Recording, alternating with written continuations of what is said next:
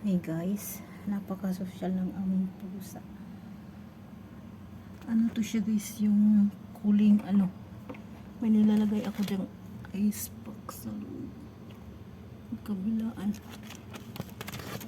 Yan, nandyan siya. Nagpapalamig. Malamig na siya guys.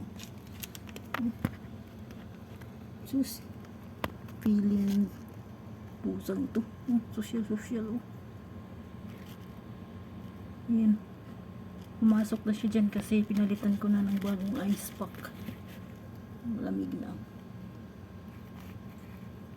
Yan. Yan. Paka-warm na dyan. Warm na siya guys. Social dito.